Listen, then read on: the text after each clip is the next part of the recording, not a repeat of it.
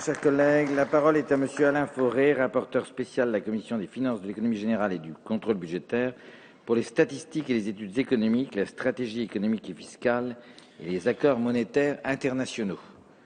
Monsieur le Président, Madame le Ministre, Messieurs les Ministres, mes chers collègues, le rapport que je présente porte sur deux programmes, le programme 220 relatif à l'INSEE et le programme 305 relatif à la Direction générale du Trésor. L'INSEE verra en 2013 son plafond d'emploi diminuer de 90 ETP. Au cours des 5 dernières années, l'Institut a perdu 780 agents, ce qui représente une baisse moyenne de 2,5% par an. Parallèlement, cette administration a réussi au 1er janvier 2013 l'intégration dans ses cadres d'environ 900 enquêteurs qui n'avaient jusqu'à présent qu'un statut de vacataire. Cette mesure constitue pour les intéressés une avancée sociale que je tiens à saluer. Mais depuis plusieurs années, un autre grand chantier mobilise l'Institut, la création d'un pôle statistique à Metz. Il s'agissait en 2008 de compenser le départ de plusieurs régiments de l'armée dans le cadre de la refonte de la carte militaire. Le gouvernement précédent avait donc annoncé le transfert à Metz de 625 emplois de l'INSEE. 5 ans plus tard, devant le coût de l'entreprise et les difficultés de mise en œuvre, le projet a été revu à la baisse par l'actuel gouvernement et ne concernera plus que 400 agents, dont 350 issus de l'INSEE. Le coût du projet est donc en diminution, ce dont nous ne pouvons que nous féliciter.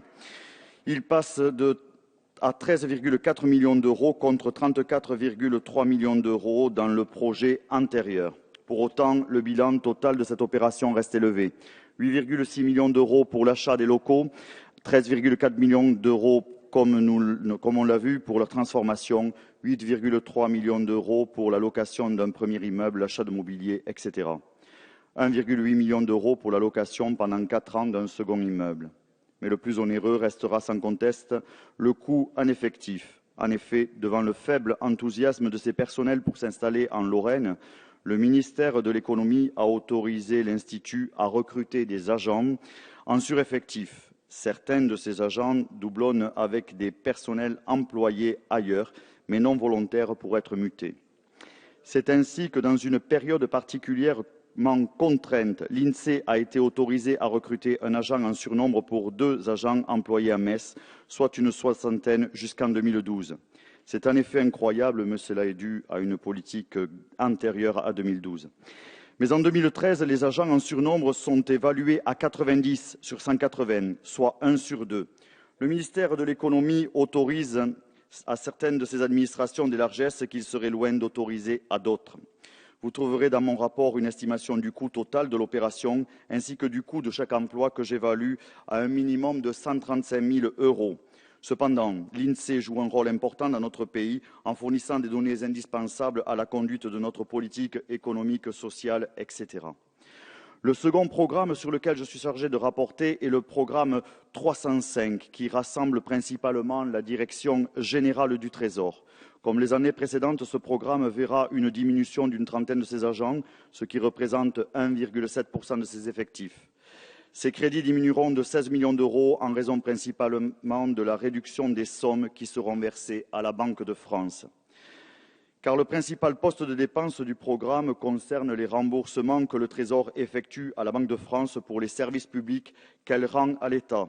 Ce montant, qui devrait être stabilisé à 317 millions d'euros pour la période 2013-2015, a été réduit à 302 millions pour 2014.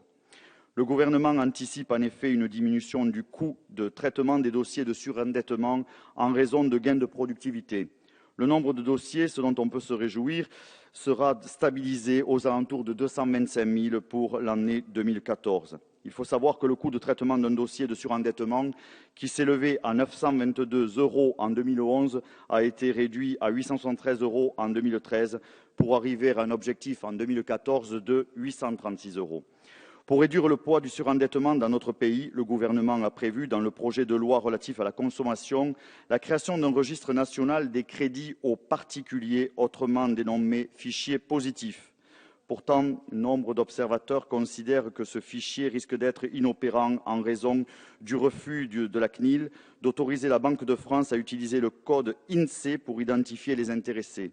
Or, en raison de nombreuses homonymies, Il semble que le taux d'erreur enregistré lors d'essais soit important. J'espère donc que le ministère des Finances sera en mesure de garantir le caractère opérationnel de ce fichier, dont le coût pourrait avoisiner les 50 millions d'euros, dont 20 millions pour développer le logiciel. La Commission des finances a adopté les crédits des programmes 220, statistiques et études économiques, et 305, stratégie économique et fiscale, ainsi que les crédits du compte d'affectation spéciale, accords monétaires internationaux. Je vous invite, mes chers collègues, à le voter aussi. Merci. Merci.